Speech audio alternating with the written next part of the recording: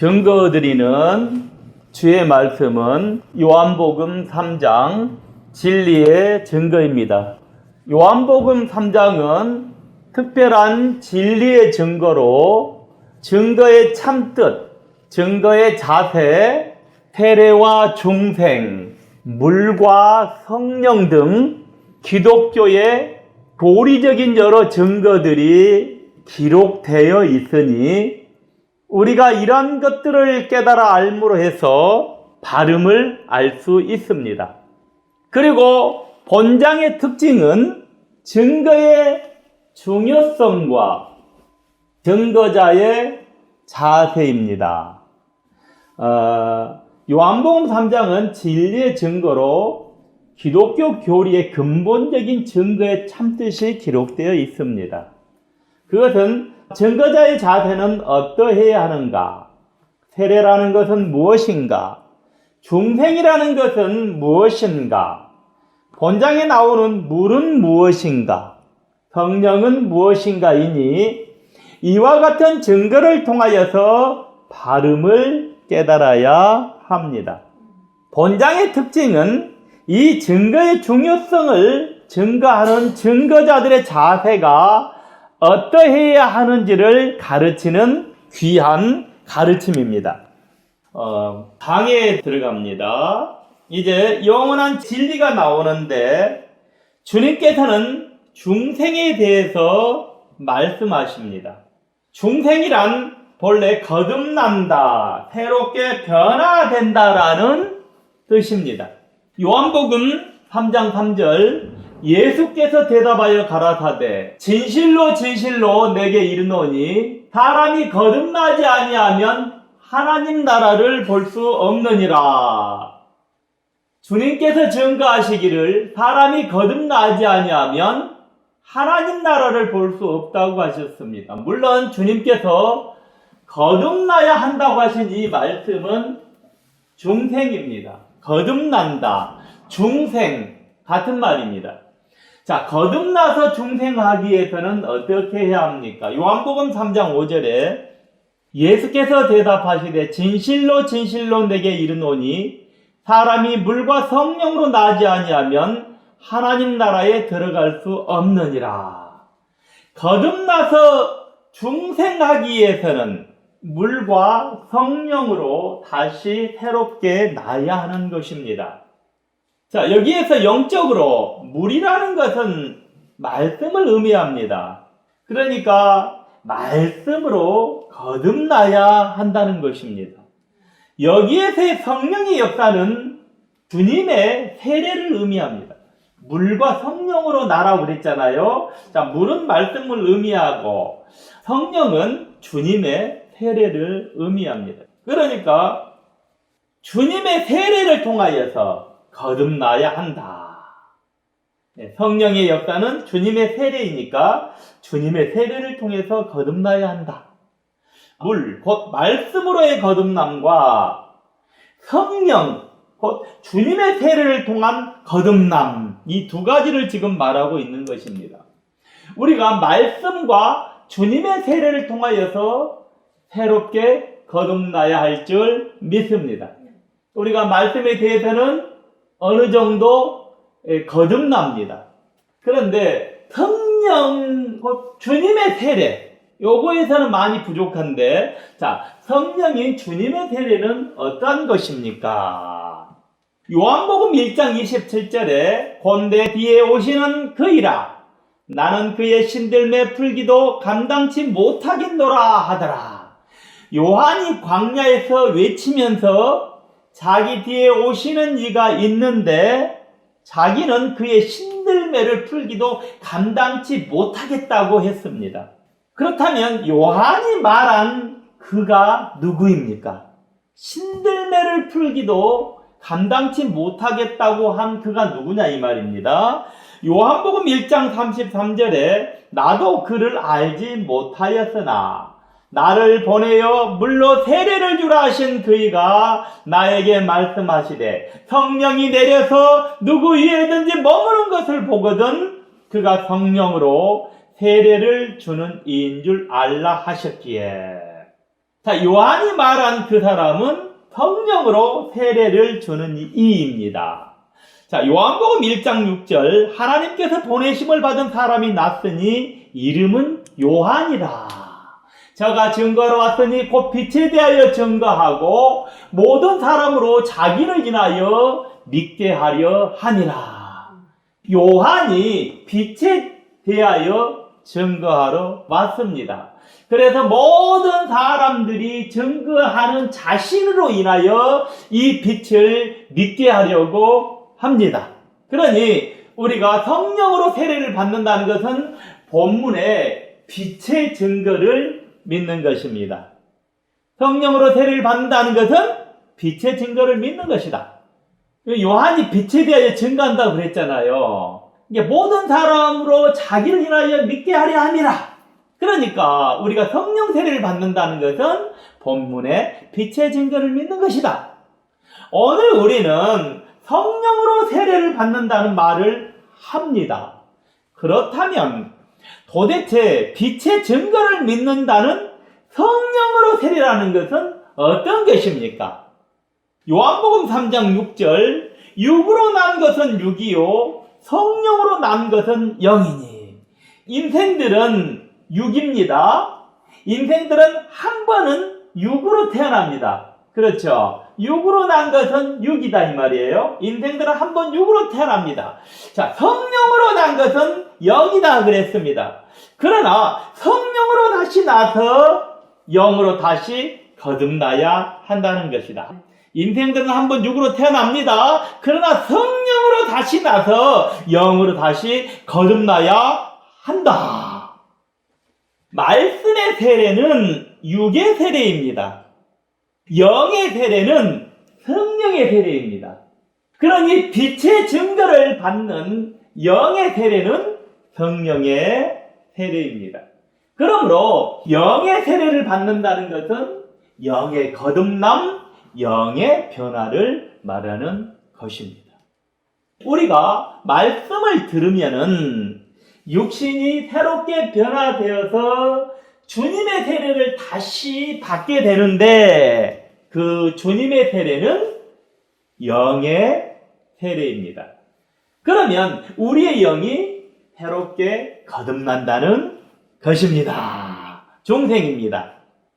그러니 영이 세례를 받는다는 것은 영이 변화되어 거듭난다는 것을 말합니다. 오늘 흔히 성령 세례를 받으면은 불을 받았다, 은혜를 받았다라고 말하나 실제로는 그것이 영의 변화를 말하는 것입니다.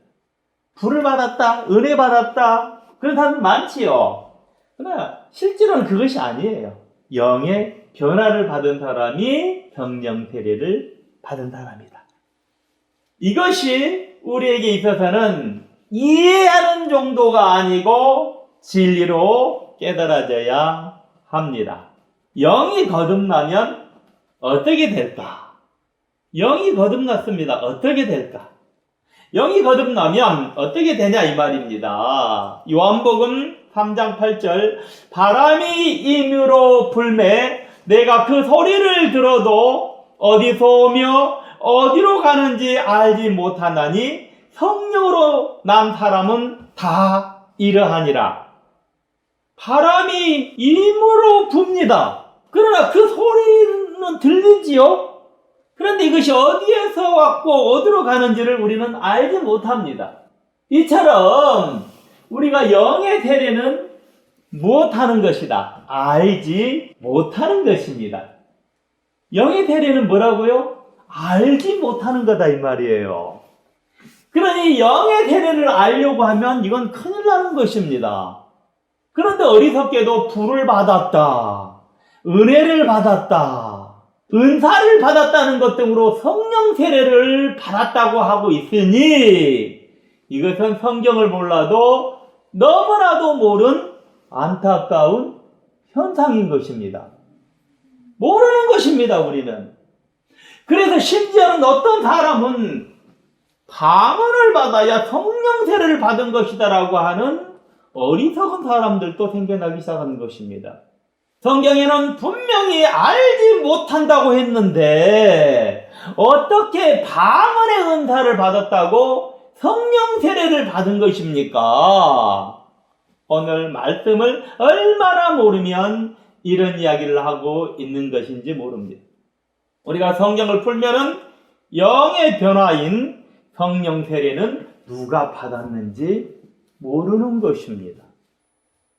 그러나 받은 자는 알 수 있는 것입니다. 이기는 그에게는 내가 감추었던 만나를 주고 또 흰 돌을 줄 터인데 그 도리에 새 이름을 기록한 것이 있나니 받은 자밖에는 그 이름을 알 사람이 없느니라. 주님께서는 이기는 자에게는 감추어 두었던 만나와 흰 돌을 주겠다고 했습니다. 그런데 그 흰 돌에는 새 이름이 적혀 있는데 그 이름은 이 흰 돌을 받은 사람밖에는 아무도 모른다는 것입니다.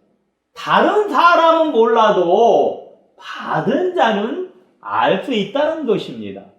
그러니 이것은 다른 사람들이 알 수 있도록 표가 나게 나타나는 현상이 아닌 것입니다.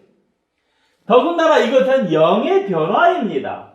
영이 변화되었는데 다른 사람들이 내 영이 변화되었는지 안 되었는지 어떻게 할 수가 있겠습니까? 모르는 것입니다. 그러니 거기에는 어떤 표적도 없는 것입니다. 희다. 흰 돌을 준다고 그랬잖아요. 희다는 것은 어떤 것입니까? 희다는 것은 보혈로 희게 할 수 있습니다. 자, 돌을 준다고 그랬는데 돌은 그리스도를 의미합니다. 그러므로 흰 돌이 의미하는 것은 희게 하는 보혈의 그리스도입니다. 여기에서 흰 돌을 준다는 것은 예수 그리스도의 보혈의 은총을 준다는 것을 의미합니다. 이는 그리스도의 보혈로 구원을 준다는 뜻입니다. 그러므로 흰 돌을 받아야만이 정말 구원을 받는 것입니다. 내가 성령으로 다시 나서 영으로 다시 거듭나야 예수 그리스도의 보혈의 은총을 받아 구원을 받는 것입니다. 그러려면 말씀 중심의 신앙으로 회개해서 성령으로 거듭나서 영의 사람으로 변화되어 새 사람이 되어야 합니다. 자, 바람이 임으로 분다고 그랬잖아요. 자, 영의 변화는 무엇과 같다? 바람과 같은 것입니다. 바람이 어디에서 와서 어디로 가는지 알지 못하듯이 영의 변화는 받은 사람만 아는 것입니다. 그러니 영의 변화는 그 누가 어떻게 되었는지 알지 못하는 것입니다. 여기에서 알 수 있는 것이 있습니다. 바람이 임으로 불매 내가 그 소리를 들어도 어디서 오며 어디로 가는지 알지 못하나니 영의 변화는 바람과 같으니 영의 변화가 바람과 같이 왔다가 다시 갈 수도 있다는 것입니다. 영의 변화가 바람같이 나이고 왔습니다. 그 나는 변화되었습니다. 근데 다시 갈 수도 있다는 것입니다. 즉 영이 변했던 사람이 또다시 변할 수 있다는 것입니다. 이 말은 은혜를 받았던 사람이 또다시 잘못될 수도 있다는 것입니다. 우리가 이것을 항상 기억해야 합니다. 우리가 성경을 배움에 있어서 어떤 특정한 한 절만을 가지고 어떤 문제에 대해서 해결을 할 것이 아니라 성경 전체에서 깨달음을 주는 증거와 내용을 잘 파악해야 합니다. 우리가 성령 세례를 배움에 있어서 어떤 특정한 한 절만을 가지고 성령 세례에 대해서 알려고 할 것이 아니라 성경 전체에서 깨달음을 주는 증거와 내용을 전체적으로 잘 파악해서 알아야 합니다. 파악하는 것만이 성경을 바르게 깨닫는 귀한 비밀입니다. 요한복음 3장 12절과 13절에 내가 땅의 일을 말하여도 너희가 믿지 아니하거든 하물며 하늘 일을 말하면 어떻게 믿겠느냐. 하늘에서 내려온 자 곧 인자 외에는 하늘에 올라간 자가 없느니라. 인자 외에는 하늘 일을 알지 못한다는 것입니다. 그것은 인자 외에는 하늘에 올라갈 수 없으니 인자 외에는 하늘의 비밀을 모르는 것입니다. 인자가 그러니까 허락해 줘야 돼. 인자가 허락하지 않으면 안 되는 것입니다. 요한복음 17장 8절 나는 아버지께서 내게 주신 말씀들을 저희에게 주었사오며 저희는 이것을 받고 내가 아버지께로부터 나온 줄을 참으로 아오며 아버지께서 나를 보내신 줄도 믿었사옵나이다. 예수님께서는 나는 아버지께서 내게 주신 말씀들을 저희에게 주었사오며 저희는 이것을 받았다라고 했습니다. 이 말씀은 예수님께서 말씀을 아버지에게 받은 것과 같이 예수님이 이 말씀을 사람들에게 줘야 한다는 것입니다. 그래야 사람들이 안다는 것입니다. 이 하늘의 계시는 예수 그리스도의 계시를 얻어야만이 하늘의 비밀을 아는 것이 가능한 것이지 예수 그리스도의 계시를 얻지 못하고는 결단코 불가능한 것입니다. 내가 예수 그리스도의 계시를 얻지 못하면 나는 결단코 하늘의 비밀을 알 수 없습니다. 내가 하늘의 비밀을 알지 못하면 빛을 믿을 수 없는 것입니다. 내가 빛을 믿지 못하니 성령 세례를 받을 수 없습니다. 내가 성령 세례를 받지 못하니 나는 중생하지 못하는 자가 되는 것입니다. 먼저 우리가 하늘의 비밀을 알려면 예수 그리스도의 계시를 받아야 하는데 예수 그리스도의 계시는 어떠한 것입니까?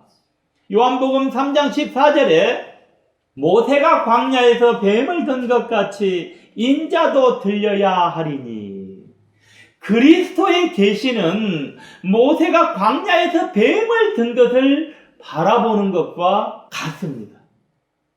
모세가 광야에서 뱀을 들었죠? 이 말씀은 민수기 21장 9절에 있습니다. 민수기 21장 9절에 모세가 놋뱀을 들어 장대 위에 다니 뱀에게 물린 자마다 놋뱀을 쳐다본 적 살더라. 이스라엘 백성들이 에돔 땅을 피하기 위해서 호르산에서 진행하여 홍해길로 돌아가는 중에 이 길로 인하여 백성들이 조급한 마음을 참지 못하고 그만 마음이 상해서 여호와를 원망하기 시작합니다. 그러니 여호와께서는 불뱀들을 보내서 백성들을 물게 하니까 이스라엘 백성들 중에서 죽은 자가 많아졌습니다. 그때 이스라엘 백성들의 요구에 의해서 모세가 백성을 위해서 기도합니다. 그러니까 여호와께서는 놋뱀을 만들어 불뱀에게 물린 자들로 하여금 장대 위에 달고 그 놋뱀을 쳐다보게 하십니다. 그러니까 불뱀에 물린 자들은 놋뱀을 쳐다보고 살아났습니다. 자, 여기에서 나오는 불뱀과 놋뱀에서 분명히 알아야 하는 것이 있는데 그것은 우리는 불뱀에 물린 자들이라는 것입니다. 우리는 무엇에 물렸다고요? 불뱀에 물린 자들이다. 불뱀에 어떻게 물렸습니까? 그것은 창세기 3장 15절에 내가 너로 여자와 원수가 되게 하고 너의 후손도 여자의 후손과 원수가 되게 하리니 여자의 후손은 내 머리를 상하게 할 것이요 너는 그의 팔꿈치를 상하게 할 것이니라 하시고. 자, 여기 여인의 후손이 나오죠. 여인의 후손은 예수 그리스도를 의미합니다. 이 여인의 후손인 예수 그리스도의 십자가의 고난, 예수 그리스도의 십자가의 고난이 무엇입니까? 그것은 뱀이 팔꿈치를 상하게 한 거예요. 뱀이 팔꿈치를 상하게 할 뿐이지 이 여인의 후손인 예수 그리스도가 십자가에 달린 뱀의 머리를 당하게 합니다. 예수님이 십자가에 달렸죠. 그 달림이라는 것은 뱀의 머리를 당하게 하는 거예요. 겨우 예수님은 발꿈치만 물린 거예요. 이것을 영적인 해석으로도 뜻을 알 수 있는데, 여기에서 여자는 교회를 의미하고 여자의 후손은 예수 그리스도의 후손으로 교회의 후손인 성도들을 의미합니다. 자, 여자는 교회를 의미하고 여자의 후손은 교회의 후손인 성도. 그러니 교회의 성도들이 실질적으로 여인의 후손들입니다.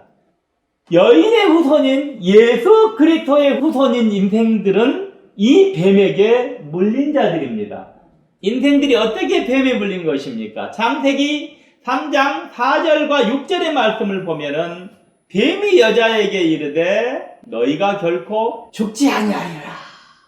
창세기 3장 6절에 여자가 그 나무를 본즉 먹음직도 하고 보암직도 하고 지혜롭게 할 만큼 담스럽기도 한 나무인지라 여자가 그 실과를 따먹고 자기와 함께한 남편에게도 주매 그도 먹은지라. 인생들이 뱀에게 물렸는데 그것은 뱀의 미혹에 빠져서 선악과를 먹음으로 뱀에게 물려버린 것입니다. 예수 그리스도의 십자가의 사건이라는 것은 예수 그리스도가 뱀에게 발꿈치를 물림으로 인생들이 뱀에게 물려 죽게 된 문제를 해결한 것입니다. 그렇다면 뱀에게 물려서 죽음의 문제를 해결하기 위한 여인의 후손들이 무엇을 해야 하는 것이냐? 뱀에게 물려서 죽음의 문제를 해결했지요. 죽음의 문제를 해결하기 위한 여인의 후손들이 무엇을 해야 하냐? 그것은 요한계시록 12장 14절. 그 여자가 큰 독수리의 두 날개를 받아 광야 자기 곳으로 날아가 거기서 그 뱀의 낯을 피하여 한 때와 두 때와 반 때를 양육받으매. 여기 여자가 큰 독수리의 두 날개를 받아서 광야 자기 곳으로 날아갑니다. 영적으로 여자는 교회를 의미하고 독수리의 날개는 신령을 의미하고 광야는 만나가 있는 곳이죠. 말씀이 있는 곳 의미합니다. 교회가 말씀이 있는 신령한 곳을 찾아가는 곳입니다. 여인의 후손들인 성도들이 말씀이 있는 곳을 찾아갑니다. 그러니 뱀에게 물려서 죽음의 문제를 해결하기 위한 여인의 후손들은 광야를 찾아가야 하는 것입니다. 광야는 말씀이 있는 곳이니까 말씀이 있는 교회를 찾아가야 한다. 여인의 후손들이 뱀을 이기려면 광야로 가서 만나를 먹으면서 양육을 받아야 하는 줄 믿습니다. 즉 여인의 후손들이 뱀을 이기려면 말씀이 있는 교회로 가서 말씀을 먹으면서 양육을 받아야 한다. 그러나 광야 곧 말씀이 있는 교회에서 만나를 먹는 것으로 모든 것이 끝나는 것이 아닙니다. 광야 곧 말씀이 있는 교회에서 만나를 먹었으면 무엇을 바라봐야 한다? 광야 곧 말씀이 있는 교회에서 만나를 먹었으면 십자가를 바라봐야 하는 것입니다. 요한복음 3장 14절에 인자도 들려야 하리니 그랬죠. 예수 그리스도가 십자가에 달려서 땅에 들려야 하는 것입니다. 이것이 십자가의 도입니다. 이 십자가의 도를 바라봐야 완전히 살아나는 것입니다. 누구나 십자가의 도를 바라보고 믿는 자는 영생을 얻습니다. 이것이 뱀을 이기는 비결인 것입니다. 믿지 못하는 자는 바라보지 못하는 것입니다. 바라보지 못하니 믿지도 못하는 것입니다. 그러면 뱀을 이길 수 없습니다. 그러면 죽어가는 것입니다. 그러니까 우리가 바라봐야겠지요. 십자가를 바라봐야 되는 거예요. 우리가 십자가의 도를 바라보고 믿는 자가 되어야 하는 줄 믿습니다. 요한복음 3장 16절 하나님이 세상을 이처럼 사랑하사 독생자를 주셨으니 이는 저를 믿는 자마다 멸망치 않고 영생을 얻게 하려 하심이라. 십자가의 도를 바라보고 믿는 자는 어떤 자입니까? 그것은 독생자를 믿는 믿음이 있는 자입니다. 자, 독생자를 믿는 믿음이 무엇이냐? 요한복음 1장 14절에 말씀이 육신이 되어 우리 가운데 거하심에 우리가 그 영광을 보니 아버지의 독생자의 영광이요 은혜와 진리가 충만하더라. 말씀이 육신이 되어 우리 가운데 거하신 분이 누굽니까? 예수 그리스도죠. 독생자를 믿는 믿음이라는 것은 예수 그리스도는 말씀이 육신을 입고 인생들 가운데 계십니다. 그러니 독생자를 믿는 믿음은 말씀을 믿는 믿음. 독생자를 믿는 믿음이 무엇이라고요? 말씀을 믿는 믿음. 말씀 속에는 충만한 은혜와 진리가 있는 것입니다. 은혜를 받았다는 것이 말씀을 받았다는 것입니다. 은혜를 받았다는 것이 의미하는 것이 무엇이라고요? 말씀을 받았다. 진리를 믿는다는 것이 무엇입니까? 여러분 진리 믿지요? 진리를 믿는다는 것은 말씀을 믿는다는 것입니다. 진리를 믿는다는 것은 말씀을 믿는다. 말씀을 믿는다는 것은 독생자를 믿는다는 것입니다. 독생자가 무엇입니까? 독생자는 십자가의 도입니다. 십자가의 도가 무엇을 이길 수 있습니까? 뱀을 이길 수 있는 비결입니다. 그러니 여인의 후손들이 이 뱀을 이길 수 있는 비결입니다. 요한복음 3장 17절 하나님이 그 아들을 세상에 보내신 것은 세상을 심판하려 하심이 아니요 저로 말미암아 세상이 구원을 받게 하려 하심이라. 독생자를 믿는 믿음은 무엇이다? 구원입니다. 구원을 얻기 위해서 독생자를 믿어야 하는 것입니다. 우리가 독생자를 믿기 위해서는 무엇을 믿어야 한다? 말씀을 믿어야 합니다. 말씀을 믿는 자들은 십자가의 도를 바라보는 것입니다. 그래야만이 뱀을 이길 수 있습니다. 뱀은 사단을 의미하죠. 뱀은 사단을 의미하니 십자가의 도를 바라보면 사단을 이길 수 있는 것입니다. 십자가의 도를 바라본다는 것이 무엇입니까? 요한복음 3장 19절에 그 정죄는 이것이니 곧 빛이 세상에 왔을 때 사람들이 자기 행위가 악함으로 빛보다 어둠을 더 사랑한 것이니라. 십자가의 도를 바라보는 것은 빛을 믿는 것입니다. 십자가의 도를 바라보는 것은 빛을 믿는 것이다 이 말입니다. 자, 빛을 믿는다는 것이 무엇입니까?